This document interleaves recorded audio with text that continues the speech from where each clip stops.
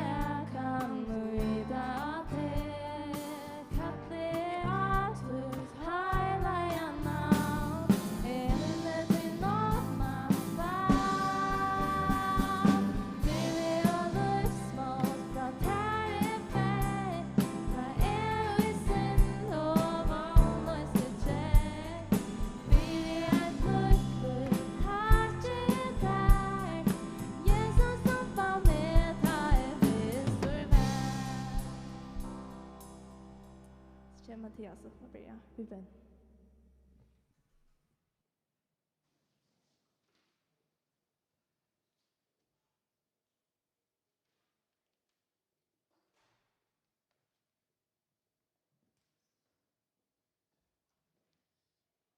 Hej, tid. God kväll. Välkommen. Ungdomsstevnu, Jakob Ibneser. Kollega ner. Og ja, velkommen. Og godt å se til dere, nøkker. Kommer sikkert flere i møter endan, eller ta i det at narskast more nødje. Men godt å se til dere, og ja, det første møte vi har av ungdomsstevne. Og de som kanskje kjenner sin til det, så det et ungdomsstevne til, altså alt det vikskiftet, her vi har ungdomsmøter. Det unge i Ibneser. Vi sender 4 møter her på denne. Og tar vi i kvöld klokken 8, og i morgen klokken 8, og leier kvöld til klokken 8. Og så får jeg øyne ha morgenmøte her på her, klokken 11, 17 morgen. Så tid velkommen til alle teimøtene. Og ja, øyne tid som kanskje og ikke fra havn, eller tvorst, kommer av bygd, så kan man øyne just i havn, ved at her også kommer ut av akkurat profil av Facebook alltid her. Du kan skrive til Levi av Tainon, om tid mange ganger som bygva, eller de kjenner noen, det er bare stil. Men ja, så etter början nå på stevnene, og evne salt. Altså det at Jesus kallar noen salt, vi har salt i hjernen. Så vi får høre sin ut fra tog fra Samuel Mikkelsen. Han kommer til å tale ødelmøtene, så det er i kveld, i morgen og morgen. Og det hva salt, hver salt, og ta salt misser kraftsynet som Jesus talar om. Og alt kommer fra Matteus kapitel 5. Ja, og vi får høre en vispor fra Gunnar Nilsen og Jonas Jøsheim. Og til det som skrevet i kveld. Og så er det lovsanger. Jeg har ferdig at be for løtene, og så ferdig at synge sinne chat. Gå godt. Takk for tutt år. Takk for at Bibelen høyle og fra tær, og du har vervet skriften der, så vi kunne ut det läsa det här och tar sig för att hon så god och så gevande till en kvarjon som inte läsa ur henne och jag ber om att Thomas gör kraft och mod på att leva ett kristet liv och leva ett liv som till tunna ära och jag ber för detta möte och jag ber för detta vikskifte att du är vi och att du värvar till möte och det som kommer från här och ber om att du värvar till sammanlösning och att det som han säger må komma från här och alltså vitsporande som vi får höra och att sankren när vi skulle synja av hjärsta och synja till årene som sånn och till tøyn og reflektera til årene vi synja.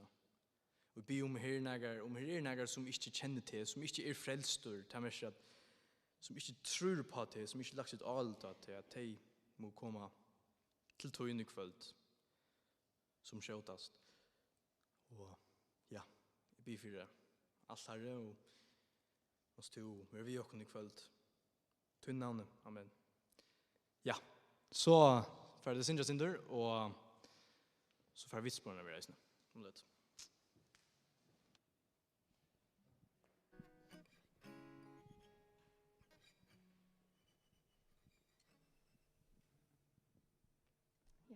Takk at du var Sanger.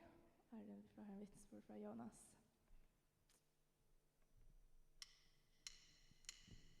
Velkommen å reise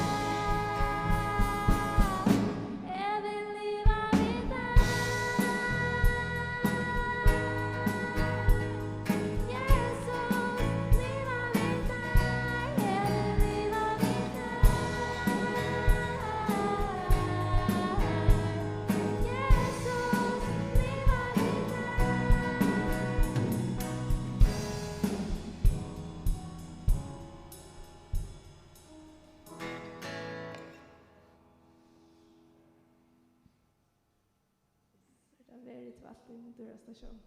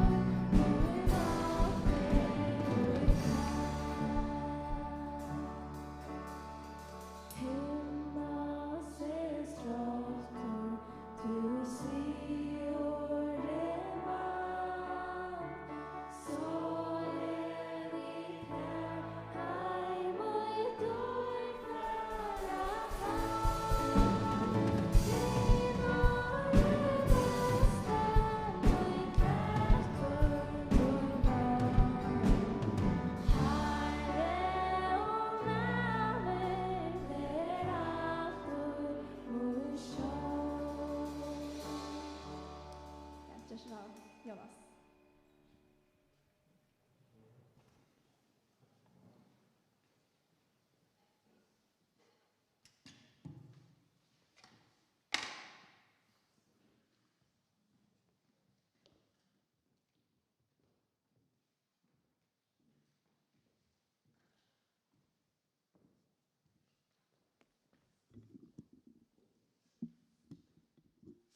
Hej. Som sagt så heter jeg Jonas Ljøsheim. Og ja, jeg er oppvaksen i samkomne, og jeg kan vittne til at jeg er frelst. Og ja, jeg tror at Jesus alt det jeg kan minnast. Kan ikke minnast det tidspunkt der jeg ikke har tro. Men jeg valgte som 11 år gammel, hvordan da jeg var så repta, så jeg dømte aldri da. Og Herren Jesus, som min herre og frelsere. Og ja, jeg vil skilte ta eisen det at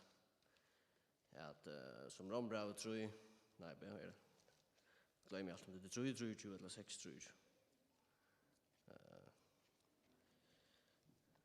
Jeg må ha bil.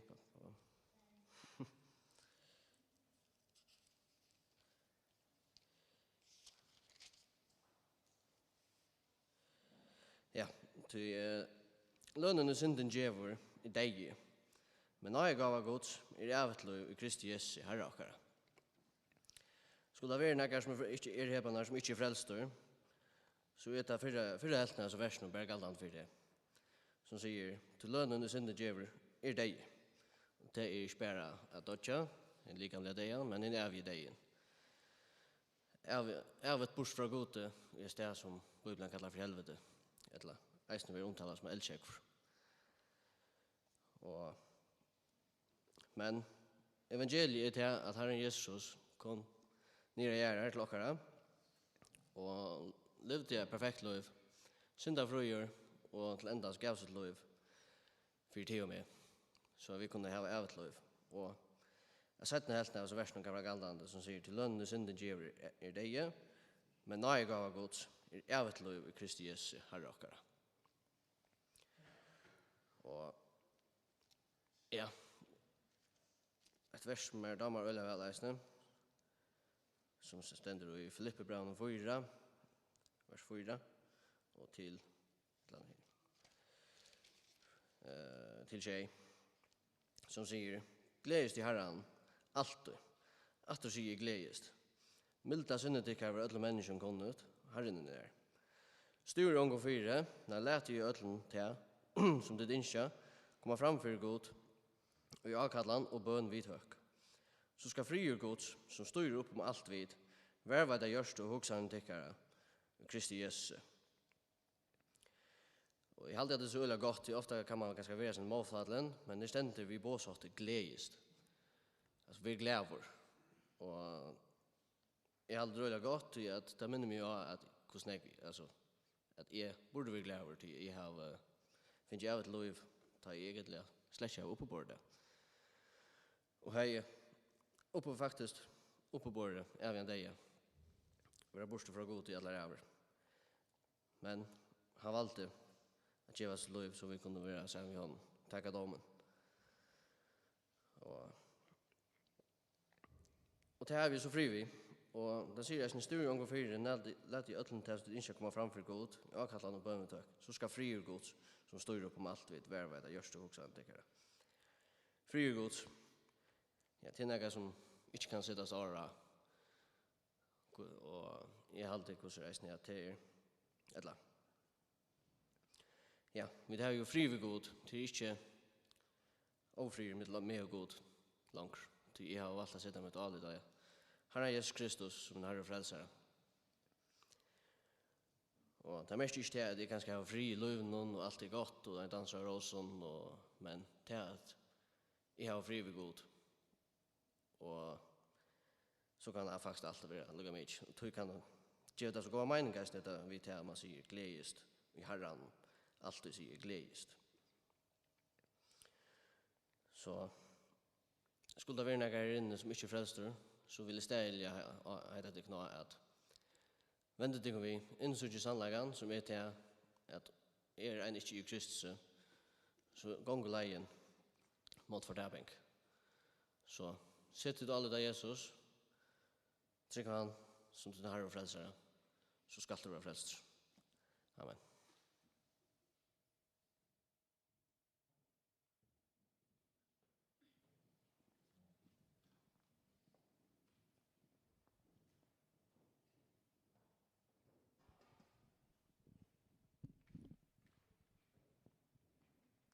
Tack för Jonas. Vi syns jag lägga tvär sanger och vi kommer att höra vittnesbörden från Gunnar.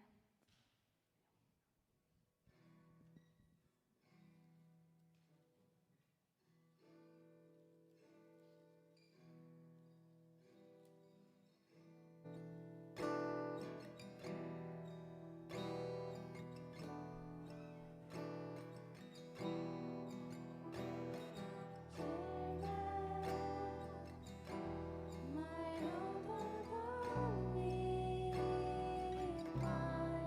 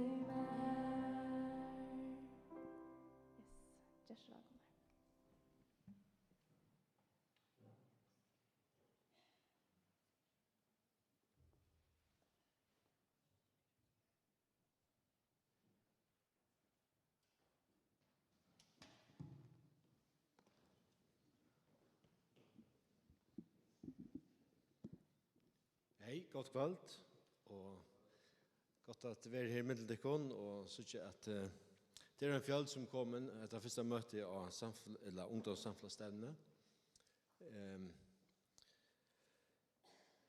Jeg får ble opp, eller lese ur Feimund skriftbrotten, og tid er velkommen at slå opp, eller ikke slå opp, og at ble opp av Salm 34. Her stender såleis i vers 9. Smatje og suttje at Herren er gåur. Sælur er han med vår, og vi søker seg sjøl til honom. I vers 19, i samme salme stendur, Herren er taimon nær, som hava sundet brott i hjärsta, Han frelser teg som hava sundur såra i en anda. Jeg kjenner ikke alt som jeg kjenner omkring er inne, men jeg kjenner ikke alt, og som det sagt, så er det Gunnar Nilsen, jeg er 48 år gammel.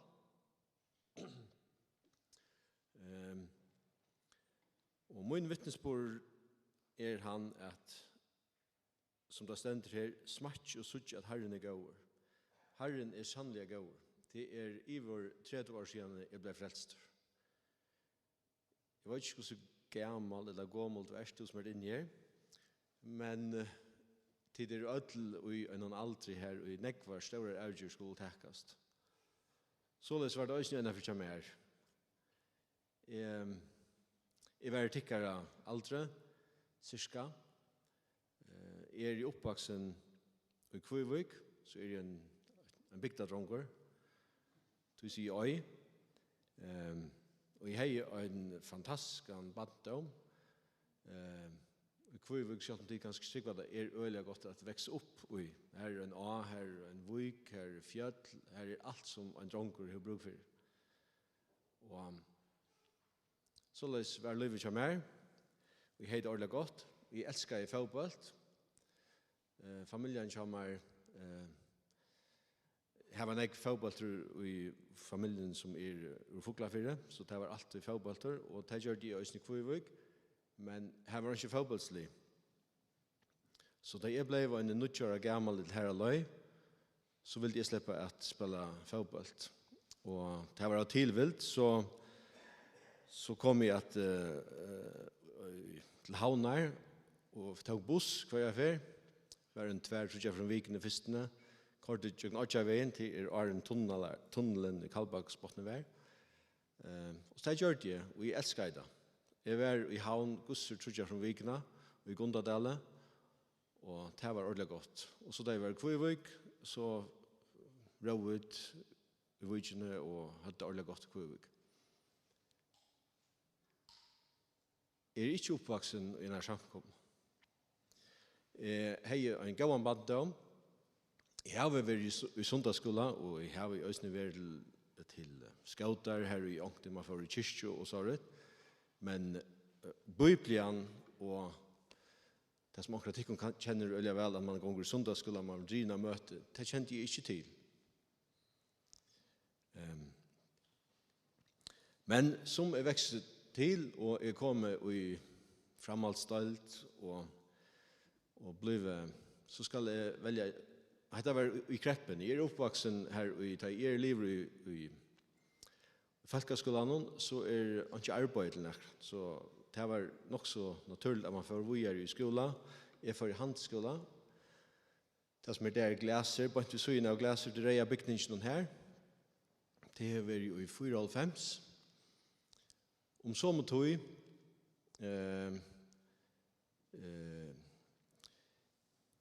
Ver i fotballen fra å være dronjer og ha det stått litt, så blir det ikke mer alvorlig. Jeg kom til å spille vi i første livet kjøp 6 om til måned. 16 år gammel slipper vi i 18 sommerferien i 94. Så det hendte når jeg i løven kommer. Og sjálvandi er ferdig å vennja mer, og det blir en køyring og kvøyvig og etter fram, og jeg ferdig så byggvud i nærmheimen under fjallet. Og i Ødlund Hesson, og nå hadde de kunnet slå, eller bleie opp av, 17. Korintbrev, kapittel 3.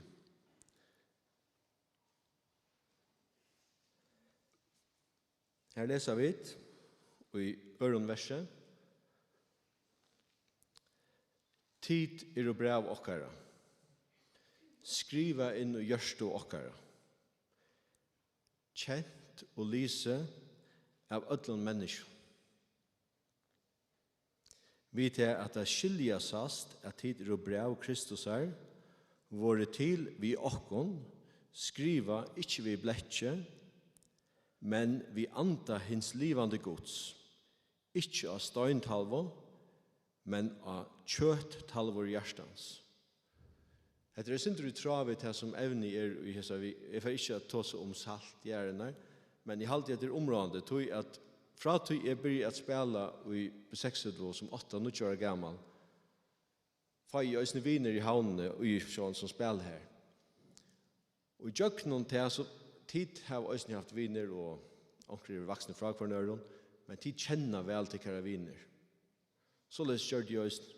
Og jeg visste at det var nækere av drønnsene, og særlig som man vekser til, og nå tid kommet i teenageralder, onkur velger at gengu bøynon, onkur velger ikke gengu bøynon, lysfarslan blir det sindre imisk.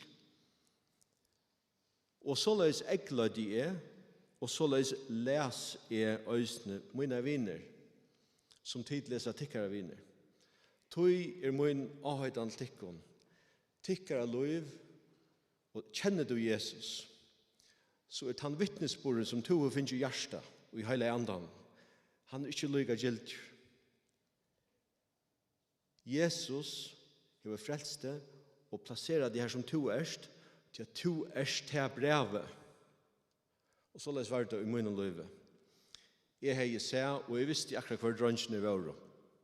Da Jesus kom jo av første livet på 60, da ble vi pratet et annet, og det inne med mannfolk, og det tidvita sikkert hvordan det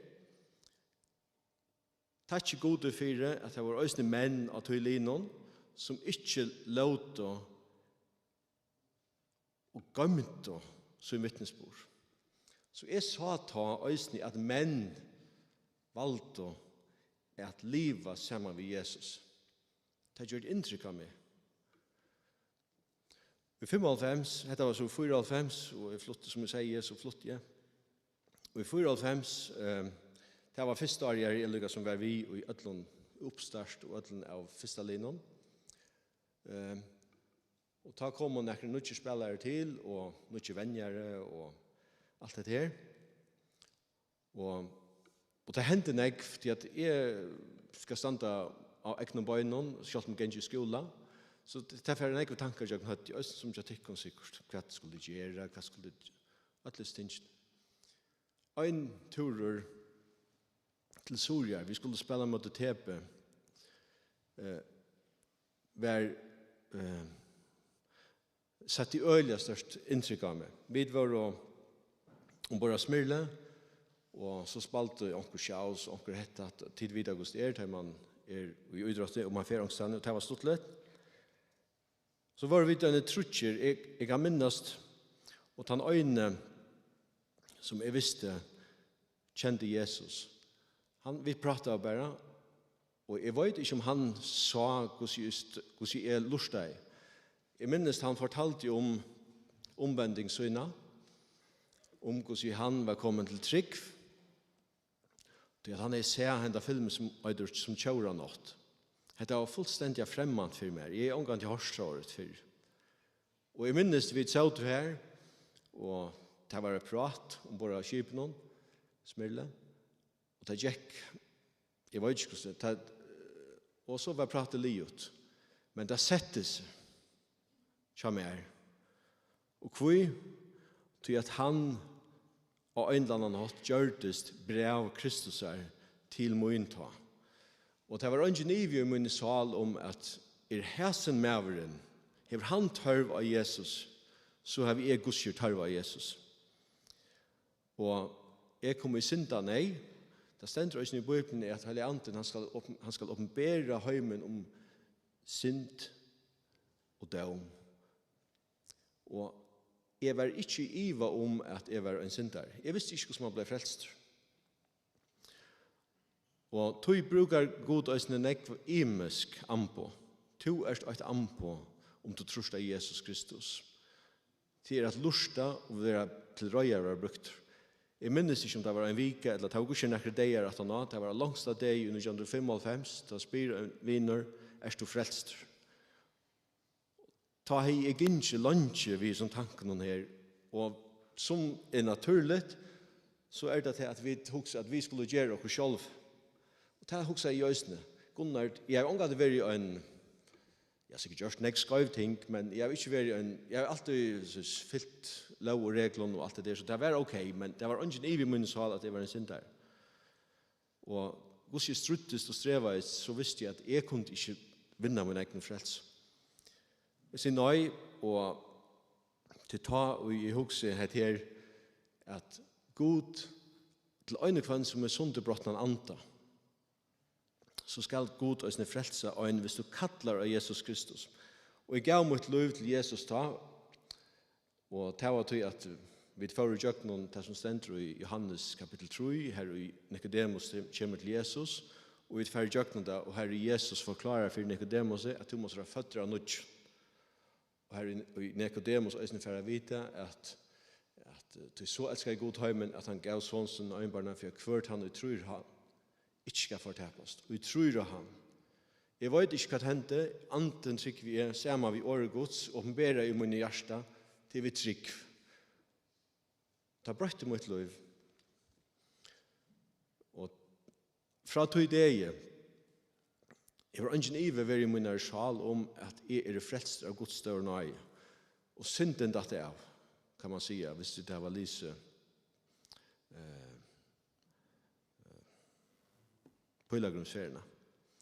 Så les falt jeg da, selv om det opp og nye turer i en løyven, jeg har livet i samme av Jesu i 30 år, men frier Guds som Jonas akkurat tåsa, på vursdokkene i Filippbraun, han kom inn i mitt liv, og han ikke kan takke fra meg, til at Jesus er kommet inn i mitt liv.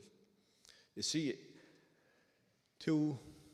jeg vet ikke om du er først for inn i Ebenezer, eller om du er venn vi er her, og er du først for, er ikke så hjertelig at du skal følge deg hjemme, til at jeg vet hvordan det er å komme inn av et møte, og du helt det være som om at du var Alf, tidig 20 år, men det var en sending, Alf som var en alien. Man føler seg fullstendig fremmande. Så les følte jeg det. Og det skal det sørste være. Jeg ble frelstur i junimann i 95. Jeg har ikke vært møte i jøkken alle sommerferierna. Så kom jeg etter i skola i augustmanna. Og jeg blevet 18 år gammel ta, og jeg har viner som ganger bøynen og hette og hatta, og jeg visste at hvis jeg skulle leva sammen med Jesus, så måtte jeg en omvending til i mine liv. Jeg måtte ta en støv. Ikke til at jeg har gitt i bøynen, så jeg har haft nekv i utråd å gjøre og alt det der, men det måtte være Jesus som måtte få første plass. Så jeg får til en drang og sier, jeg vet ikke hva, jeg blir frelstor, jeg vil gjerne slippe møte, kanst du hjelpe meg, kanst du standa ved søgene av meg og ungdomsmøte i et løtland. Tid, det er viktig at tid øyne hittar opp rundt om deg, og suttja hvis det er en vinkona eller en vimmauer som hever han den tørven. Det er ikke mer en menneske. Og det er ikke lagt at for inn i en fjøld som heter man føler seg som man kommer fra mannen. Det kan huksas. Det er sin løyen tanke. Men så løs er vi. Og jeg minnes først før skulle jeg på vittna. Jeg minnes det var en vittnesbord løte oppe i ungdomsmøten, og det var ungdomsmøte oppe i Gallerien og her. Og jeg minnes ikke akkurat hver måned, men det vil nok være innenfor 95. Og så var det fri vittnesborder, onker var oppe av vittna, og onker hukte skrøft av når her, onker kjente meg, onker nesten ikke kjente meg. Jeg minnes hvordan det benket i hjertet han meg. Og da jeg først for oppe av vittna. Men jeg ber det godt, og jeg får opp, og jeg vittner i første ferie, jeg minnes ikke en gang hva det sier som så. Men det er viktig at de takker troerst i at de kan løy. Og har du spurningar i kveld, du kanskje ikke frelst, eller frelst. Sett ikke atter, spyr vinkene som kanskje har spurt det om å komme og møte til vindmannen, og hvis hun eller han ikke vil, kom til moen. Settest ikke atter til området at føler du at anden taler vidt det, at du handlar på det. Det er ikke eller samme som kunne frelse henne. Det er Jesus som frelser. Og gosse, det leser av de åregods, og han brukar oss i andan til det. Og to som sikkvant, 18 år gammal, 16 år gammal, det er området at du lever så som Jesus ikke at du skal leva. Og til liv okkara som genka sammen med Jesus, til at vi er vittne, og vi er salt gjerne. Og jeg takker gode for det, tar smadrønger som var å ta i sparska i B6 og som var å ta vittne som det var. Og ta vi bliva til menn, at det var menn som vittna. Det er god brukte der. Og tog kan jeg si det, at Herren er gåur. Smatch og suttje at Herren er gåur. Og tid kanskje halte at det er en gammal maver her oppe i Gunnar og alt trusjøar. 30 år sammen med Jesus er fantastisk tid. Til få en liv og et innehalt og en fri som heimeren hunkrar etter. Og det skal være med vittnesbordet at Herren har alle ærene og Herren brukar folk. Måtte han brukt med og til min vevn at to øysene kan bli brukt av hånden. Det er Herren som frelser. Amen.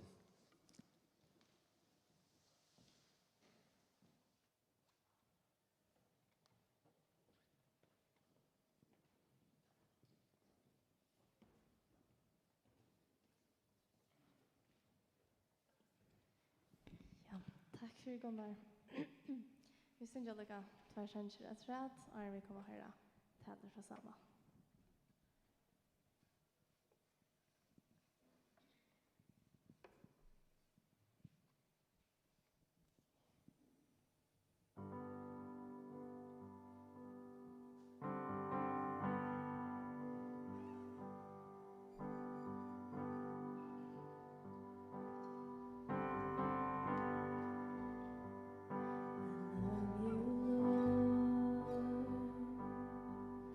For your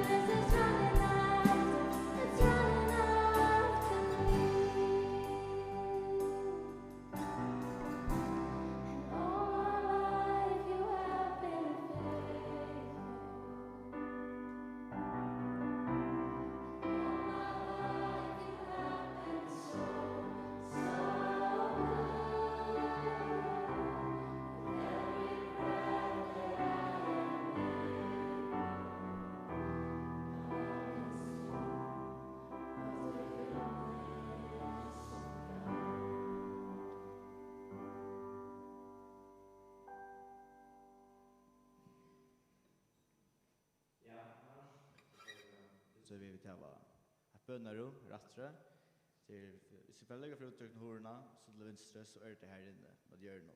Det har pinta horna också väl alltså. Det är ringt att inte göra så. Och det är inte man det är några galvis säger man för bönarum att be till bara som man lugga för det så just från folk kanske att lugga räddna sig man blunta och be och kanske bara ja, kanske inte gå be, kanske bara sitta fri och huxa om. För att stöd man i löven och postera. Så vi är välkomna till att färda bönarummet. Äntligen. Så för att syns en sanka att är samman som att tala till Jesus när.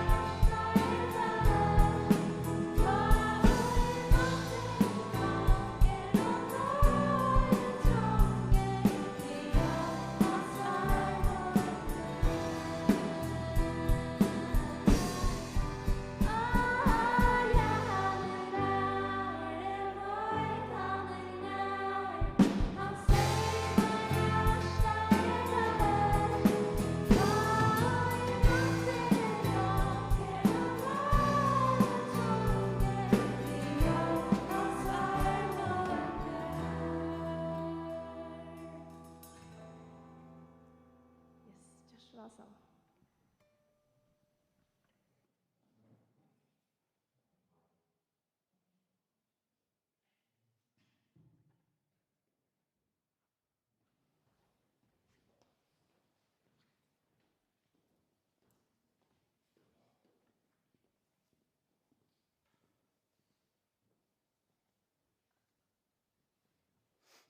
Ja, god kvalitet.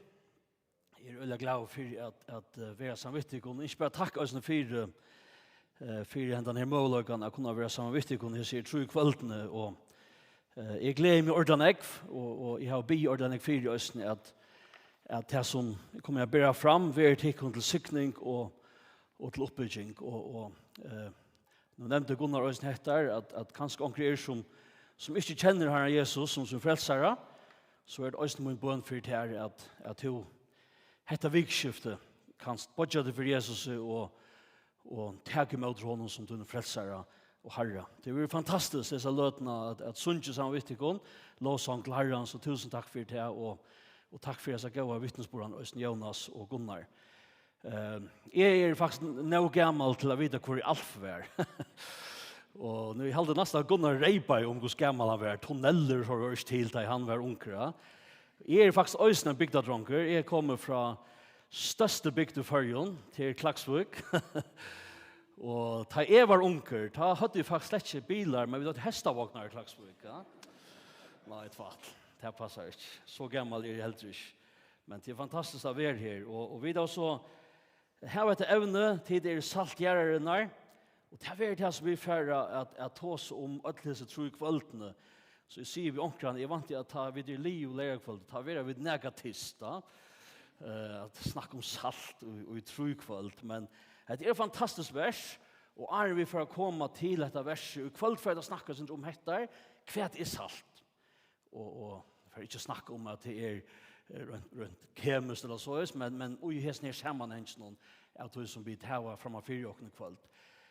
Bare for jeg ser at det lydes ikke sammenheng, så vi kan skal skilja hver vi det er, så er det som man ofta kallar for fjallapratikan, som heter stendur. Det stendur, fjallapratikan kapitlene 5-6, og i Matteus evangelium, og det som hent på en åren, hese kapitlene sånn at Jesus føtter, og så videre, og så leser jeg om at han blir døpter, og bant at han er døpter, så blir han tidsen ut i øyemørsene, her han blir frøst av Satan, og i 4 dier og 4 ned, men han fettler ikke. Og herfra fer han lukket som inn hos sine tjeneste, og hese tingene akkurat som Matteus vil fortelle oss, heter Guds salveie, og han klar til oppgavene som han finner fra ferien. Og han fer, og han begynner å predike omvending, til Jesus sier at rydde Guds er kommet nær.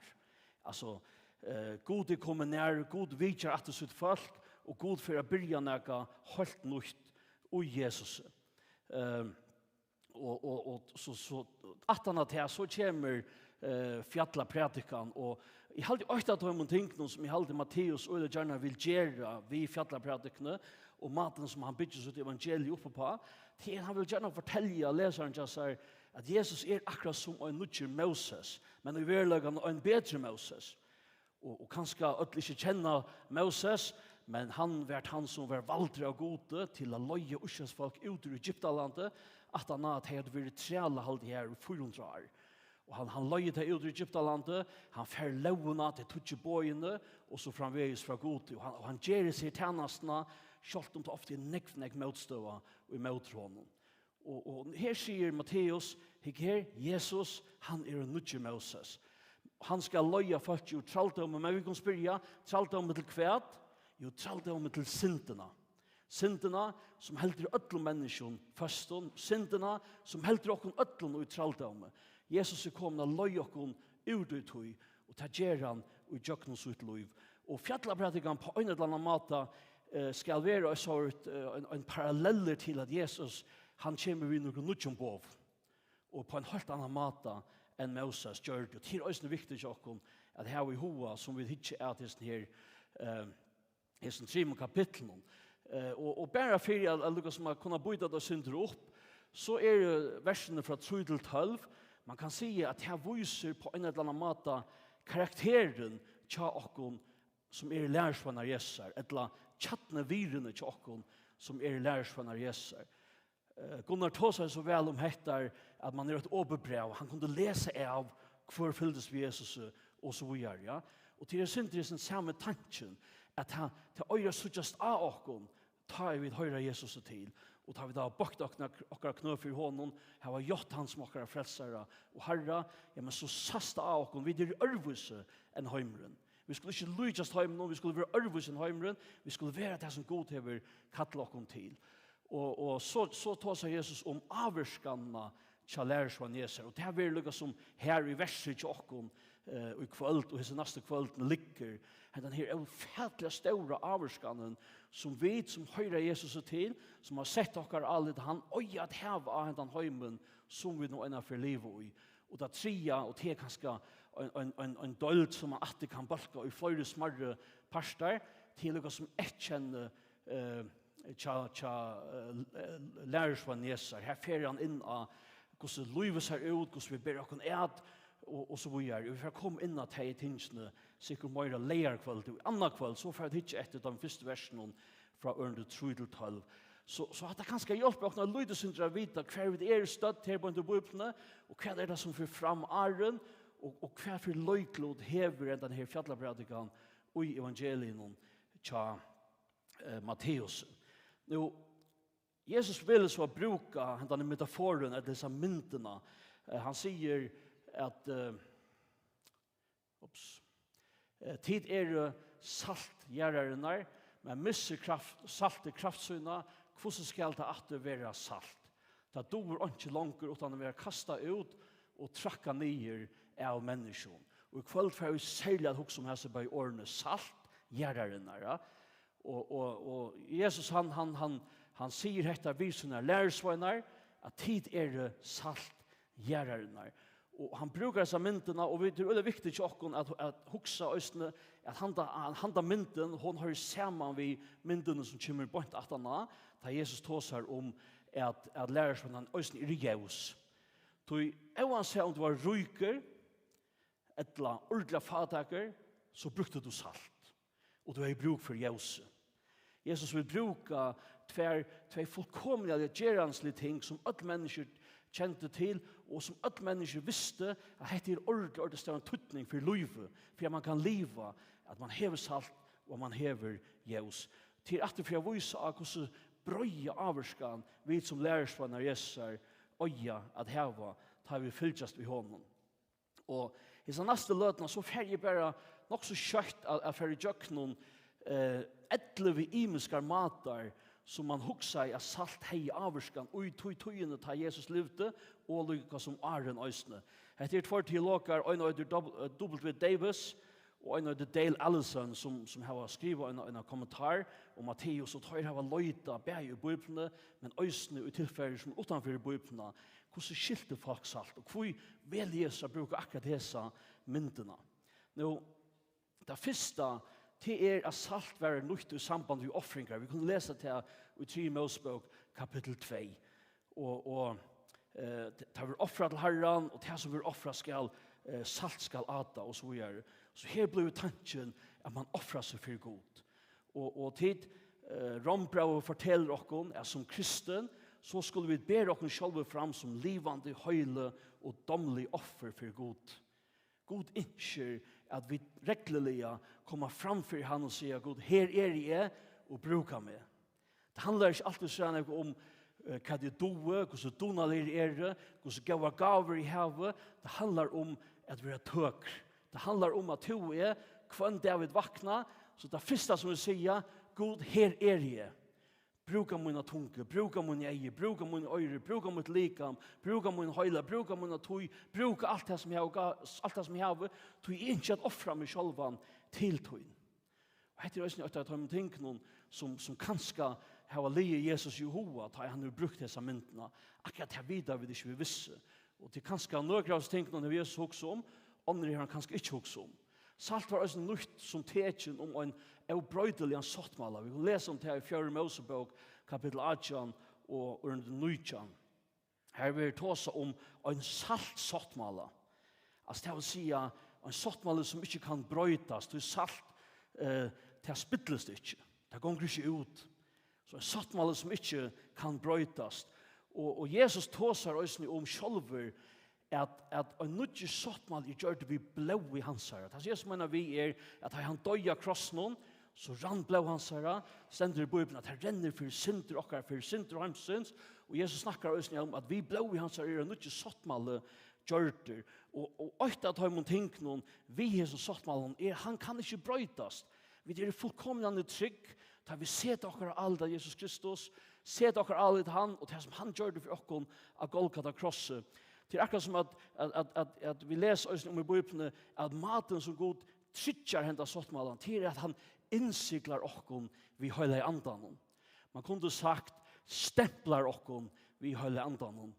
Jeg vet ikke om det skiljer til å stempla, eller man kunne sagt han tatoverar okkon vi høyler andan. Her bor høyler andan. Og her som personen bor Heilig Anden. Og det stender at vi innsiklet ved Heilig Anden lyka inn til endeløsninger der. Til da vi trykker Jesus, så færer vi inn og en avbrøydelig sattmåla til god garanterer han vi tog som Jesus Kristus gjør for oss, og vi at han gjør oss Heilig Anden. Bibelen tåsar øysene om at salt verer noe som tekin om røgnløyka.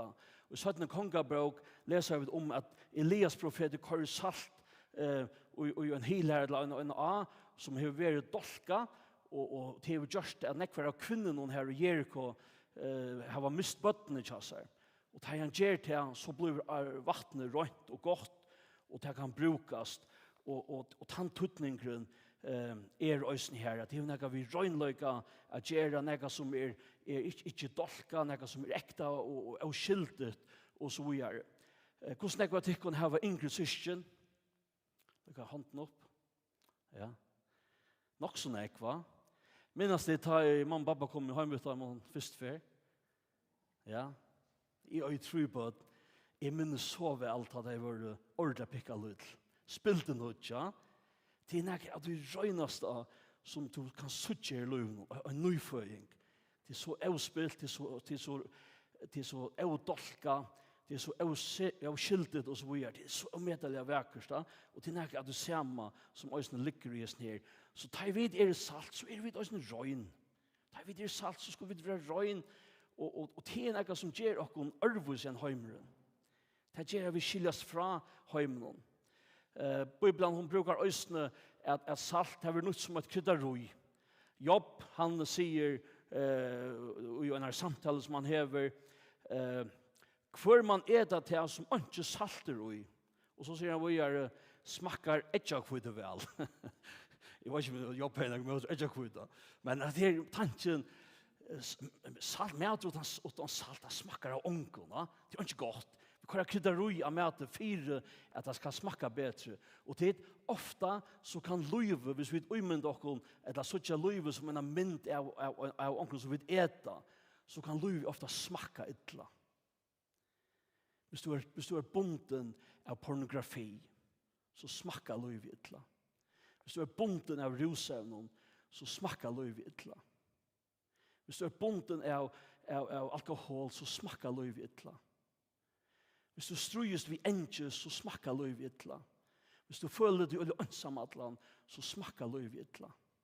Og herban skulle vi som samkomma, som likam Kristus vera salt, som man køyrer av løyve til øre mennesker, og så er det for å smakka bedre. Til øysene, øyne av tutningen som vi her. Og et annet som salt en som heter Ignatius, han snakkar om at det salt vi nødt til å firebyrja. Arman fikk køleskap og fristebokser og sånt, og det har vi ikke finnet i Klagsvig ennå. så brukte man salt. Så jeg spittla ikke kom i maten, så var han ikke leiest og så videre, ja. Og Ignatius snakkar om dette, og til øyne en tanke at Bibelen snakkar om dette, høymen spilter, menneskene spilt, og visse samkommande skjer, visse vid ikke salt, det som Herren kallar oss til å være, så spittles heimer bare møyr. Han råtnar møyr. Vid det saltet som skal firebyrja, at heimeren spittles.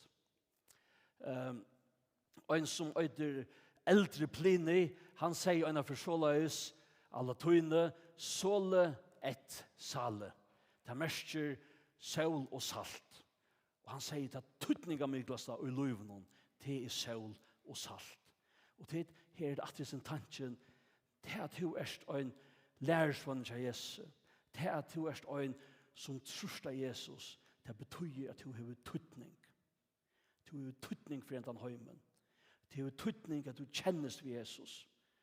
Du hørte Gunnar snakke om etter, hvordan tøytninga mista var at onker tørte å si hva det var, at onker tørte å kjennes ved Jesus, at onker tørte å spørre, er du frelster? Det har tøytning at vi bruker akkurat rød, at vi kjennes ved Herren Jesus Kristus, og her som vi færre, at her på en viser vi at vi vil høre honom til. Salt vil østene brukt om at vi er trofast i måte en avtale. At du har gjort en avtale i omkring, så er du trygg for i møte til. Vi leser i Esra om noen menn som var i møte i Israelsmannen, men tar skjer vi kongen. Vi tar et salte som i kongsødlen tøynen, og tøy vi trofaste med det her. Til at vi alludande, til at vi trygg, og i møte til menneskene som vil hjelpe, til så avmedelig at tøytninger mye, til at gjør at år og vittnesbord okkara få mer vekt. Marskos, han snakkar om at salt vil sette i samband med fri. Tanken å synte at ta vi i Jesus, vi lever i honom, vi har alle disse egenløgene som Jesus snakkar om fra undan, ja, men så løyer det til at vi lever i fri og halter fri vi andre mennesker. Halter det høymeren det vi bruker for frie? Absolutt, da. Halter det ikke høymeren det vi bruker for at det er mennesker som færer ut og tilvida ikke å skapa fri. Fri med mennesker. Fri med balkar og så videre. Og til etter en av tøytningene vi salte. Da nødgjenda til ur Kolossebraunen, her vil det ofte tås om at Kolossebraunen sier så, jeg kan lese det, omgenges og vurstem de som utanfor jo kjeipina lialig tog, tala tikkara var domlig, alltid domlig, krytta vi salte, så de vita hvordan de skulle sværa øynene og kvarjon. Til tanken her på at tala okkara skal være mest av vursdomen. Og vi kunne spørre, hva for vursdom har vi? Vursdomer okkara øyder i Jesus Kristus. Vursdomer okkara øyder evangeliet om Jesus Kristus. Det er den vursdomen som vi har å fortelle heimen om. Og det er det som øyer alle tunnar at lytja at tunke okkara, at vi taler om Jesus, at vi liva Jesus. Det er den vursdomen som vi da finner fra gode, og tar vi taler Jesus Kristus og evangeliet hans herre til retta tog, så har det kraft. Og ta blir taler okkara domlig og jobbsom for mennesker. Salt vil øsne ofte sett i samband ved vursdom. Altså, og hvordan man ber seg at. Nå vursdomer halter vi kanskje til å vite ordene, va? Men det er ikke det som ligger ute. Det er mer at livet skiller godt. At det er gauar avgjører. Det kunne kanskje umynda dere at Peter Olsen kommer opp her og kveld og taler. Og så blir Peter å tale om trojøntene. Og så sier Peter, ja, i trojøntene det så løs at onken tog er god feiren, onken tog er god soneren, og onken tog er god heilig anten. Jeg sitter her, jeg vet ordene om teologi, og jeg vet at det som Peter sier er ikke skylda. Så da Peter sitter nere etter, så fer jeg opp, og så fer jeg sier vi Peter, altså, du varst ikke bedre, men altså, som du sier, at det kallar for modalisme, til en vittlære. Peter, du steg her på en Ebenezer kveld, og haft en vittlære. Hei, er vi viser? Absolutt ikke. Jeg skulle heldig færre, jeg skal legge folk noen kaffemån, så prater vi sammen, så snakker vi Nils Paula og tar seg, kan lykke Peter slippe opp at et annet kveld og fortelle at det som man måtte vi være ikke ordet så løs, det er vursdommer. Vi kan godt ha ordet noe vitan, men vi er frek og arrogant og bruker det vitene til å smildre andre folk som vi, det er ikke vursdommer. Vursdommer, det er mest at vi færre skila godt vi for en øron, at vi er en mye måte for en øron, og så gjør vi teka rattar avgjør. Og det sørste, det er at i griskare mentan, så ble det ofte brukt at godaner elsker av salt. Homer, altså ikke Homer Simpson, men og en annan Homer, og Plato og forskjellige sånne, tar skriva om de griske godaner som elsker av salt. Og her er etter det store vire som salt hever. Så til suttje her på at ta Jesus brukar disse myndene, så kan hun betyde en rikvi av ting. Jeg vet ikke ordentlig om Jesus har hatt ødelese tingene og i hoa, ta i han hever brukt myndene av saltet. Men det er nok så godt å suttje at Jesus snakker om at vi skulle være salt, så kan det være på så rævlig nekva matar. Og så forferdelig nekva øtjon, og i løvnen til okkon, og i løvnen til øron menneskjon. Marskos og Lukas sier bager til at har snakket om salt at det er godt. I stedet 4 sier Matteus at tid er salt. Vi øron at har vi liv av Jesus Kristus, så bor det noe godt i okkon. Men tid, det gaua som bor i okkon, ta i vid salt gjerrarinnar, Det är inte något som vi skulle bara hava för oss själv. Martin Luther, den store reformatoren, han skriver i sin vimerkning til fjallapredikene hettar: salt er ikke salt for seg sjálvt. Det kan ikke salta seg sjálvt. Du vet, salt er fyrir okkurs anna. Det er fyrir kjerpekjøtet, eller okkurs havarta. Det er fyrir maten, det er fyrir fyrirbyrja. Og det gåa som vi da finner er ikke noe som vi skulle halda for okkurs sjálfu. Det er ikke noe som vi skulle krekva fra heimen, men vi skulle utvitte. Vi skulle ut i heimen og vise at vi er salt. Vi at offre okkurs sjálfu, vi at tale okkar er domlig, og så framvegis, at vi fer ut og vi vise at vi høyra Jesus til. Det er så medelig tøyande tid, ta vi leser disse kapitlene, at det som Jesus sier, det er at vi er saltgjærere, men ta møyner Jesus vi, at vi som høyrer honom til, som er lærersvann hans herre, vi er tøyelige arvelse enn heimeren. Og ting som vi vil frøste vi alle tøyner i det som samkommer, det er, hvis de vil ha folk av møte, så må vi lysast heimeren. Vi må gjøre lykke som heimeren gjør, fire at folk skulle komme av møte. Det er ikke det som Jesus sier her. Det skulle være arvelse. Det skulle være salt. Og til ødelse tingene som vi da snakker om, det skal suttjes av oss, det skal kunne leses av oss, at vi høyre og noen øren herre til en herre heimsens. Og til det hever seg om meddeles en tøytning for oss som er kristen, at vi er tilbedet om dette, hver er vi. Vi er de som er saltgjærere, heimeren som spittlest, livet som ikke smakker vel, mennesker som strujas og missa møte, det har bruk for okkon. Det har bruk for samkommende.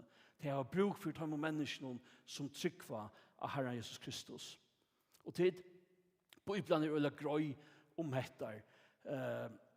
Ta i Bibelen lyser okkon som mennesker og øysene heimen. Jeg skal ikke fære ut dybden her som tog ikke er nesten færre øysene. Men så leser vi med til andre rombraun om mennesker, og som det hilde til å ikke være verst at det var kunnskapen om god, så gav øysene god hei opp til sinne og ikke er verst til å gjøre det som er sømlet er. Mennesker sier, jeg vil ikke ha vi god å gjøre, jeg vil leve mot egne liv, jeg vil slippe bestemme, og god sier, ok, gjør så vel. Liv til liv. Liv og et liv utan meg. Liv og et liv borte fra meg.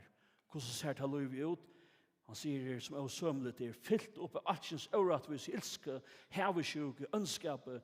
De er full av øvund, mårde, klantre, svitje, rengvørgens sinne. De er ørnatot, begtalere, godhevetere, ivigengskroppar, hukmøy, gøyparer, doa vel å finne på ilt, foreldren, øvligen, skilaleis, truleis, kærløksleis, miskunnarleis.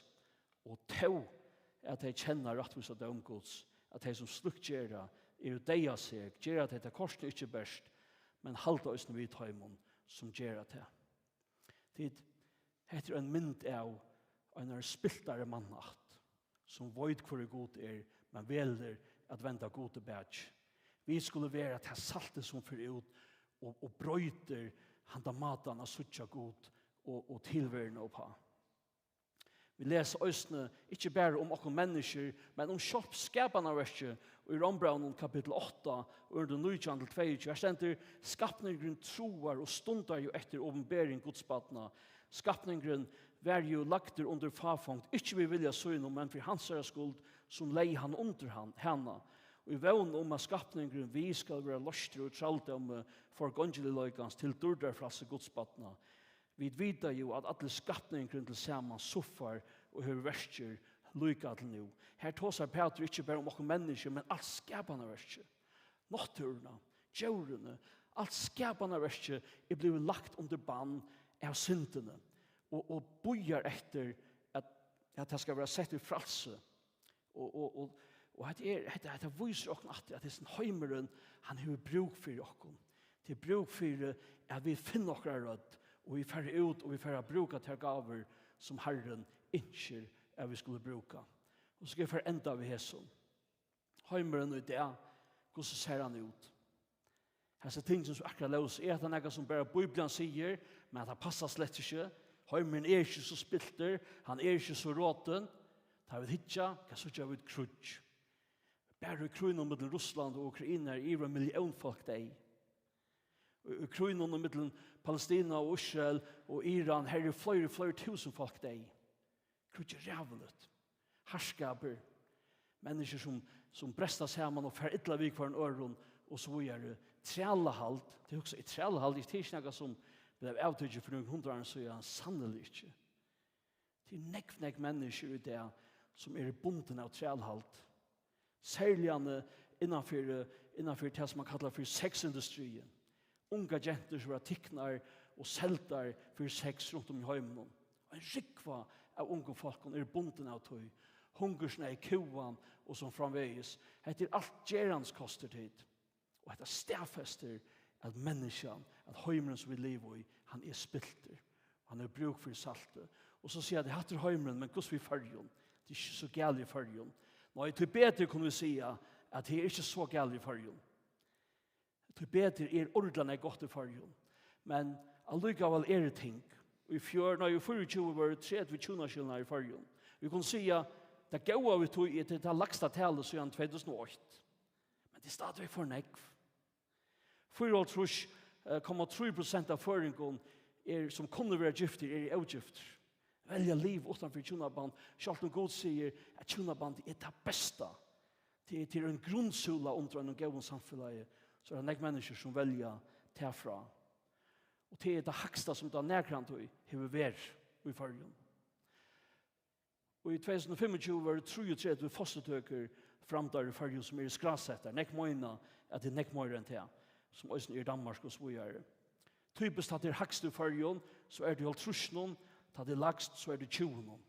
Så at det sier, det er ikke nekv samarbeid, nekv underland, men det er attraktivt om spittle, om rådenskap og så videre. Og i føringen i 2024 så var det 190 fors kynslig brottsverk framt. Sammanborde vi 23 i 2020. Så det er ikke en gavgångt. Da man snakker om kynslig misbrott, så er det sånne ting som badnapornografi, siamusbrott, neitøka og sånne ting. Det er tegn om at det er noe sjukt vi akkurat samfunnet. Mennesker har bruk for det, at vi som samkommer ferdig ut og er salt. Og i fargen så er det østene 241 rujingar brottsverk. Det er sort av stjæla. Eller bråde inn herversk og forskjellige såvart. Der man fyrir inn og teker åkne for øren folken. Og i 2020 var det 175. Så det er også noe som vekser. Det er også noe som vekser. Så vi kunne ikke bare si ja, det er forferdelig ut i heimen. Heimen er bruk for salt, ja. Men ikke sånn jeg ferdigere. Ferdigere er også bruk for åkken tid. Ferdigere er bruk for tikkun som tryggva av Jesus Kristus. Det heter gjøren som vi lever av, og ofta smakkar hun ikke vel. Ofta smakkar livet av gjøren ikke vel. Hvor? Tror at hun er spilt. Og hvis hun bare fer fri fra okken, og vi sitter inne i okkara salen, og ikke gjør ut i heimen, så får hun bare spittlas mer. Nei, vi er de som er saltgjærene, og vi er kattleie at vi er ørvuse. Og til vi at være ørvuse, gjør vi at spittlan, hun stekker og løyve til mennesken til å få smakka bedre. Det er det som vi er kattleie til. Og i morgen så får jeg snakke sin til morgen om etter hva det er salt, og hvordan er vi salt. Og derfor er det ikke etter de første versene i Jesnere kapitlen. Så at Herren signer dere, og hvis det har spurningar om okkur, eller okkur som det ikke skilte, så vær I her, så bruk ikke endelig at han mulig kan komme og prate med meg. Jeg vil gjerne bruke tog sammen med dere. Herren signer dere. Amen.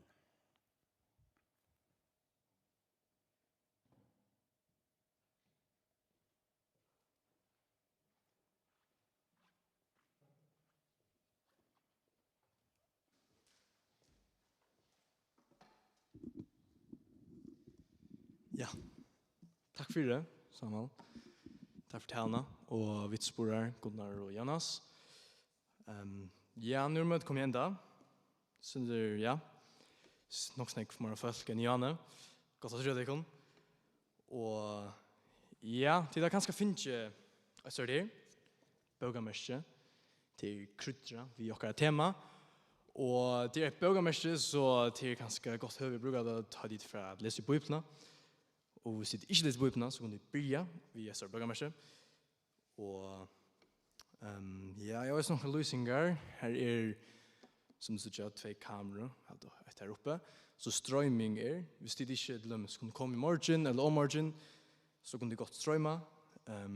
Køre bil, hvis du vil lusse en tale, et lovsange, eller hva du vil. Det blir til. Det er det evr.mfo? Det er noen å si. Ja, evr.mfo, YouTube.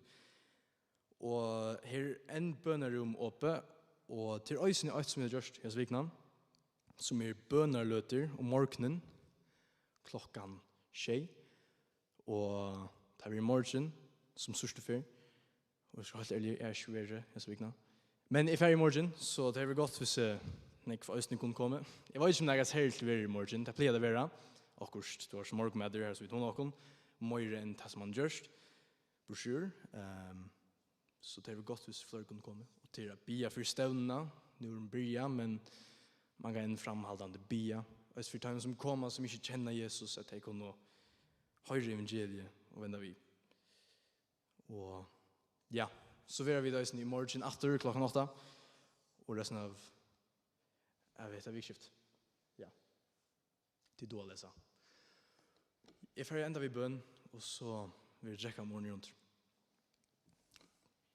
Gå Herre, takk for at vi kunne være til stier, at vi kunne ha et liv, at du som skaperen av øtlån, at du som blåste lysanden og i åkken mennesker, du som taler i støttene til og alt som eksisterer, at vi kunne ha forhold som vi tar, og takk for at du komst ned og gjør at vi så kan du elsker jo og offrer det selv for dere, og at så vi kommer til å få et forhold som vi tar som er skapt alt, den godrun som er til, og takk for de årene som kom opp, som Samuel bær for dere, at vi døy at ha en avvarskan her i der, og vi døy at smitte av, og vi døy at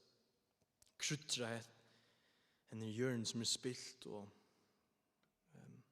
øysen bør dere neste som kanskje ikke kjenner til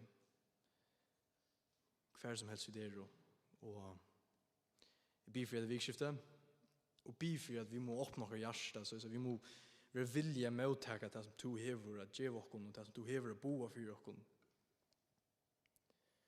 Og byr med de som ikke tar det seriøst, de som ikke legger pekt i at de må på omkring måte åpne øynene, de må på omkring måte suttje alvoren og isen her, må også suttje gleden og isen her, at det er ikke bare noe tapelig og noe som spytter tog og ønsksamt og tjeiligt, men det er faktisk noe avvitt, og det er noe så seriøst, at det eneste det er avgjørende nå øyer at faktisk at også at jommeren er til først herfra. Og be for de som kom her i kveld, de som får komme. Signa til kveld du gjør, og vikskiftet du gjør. Amen. Ja. Så i morgen klokkan 8, hver er salt, og leier det en klokkan 8, salt er kraft. Ja, og så får vi under at han drekka mån, og Bjørste, vil du ta et borvers?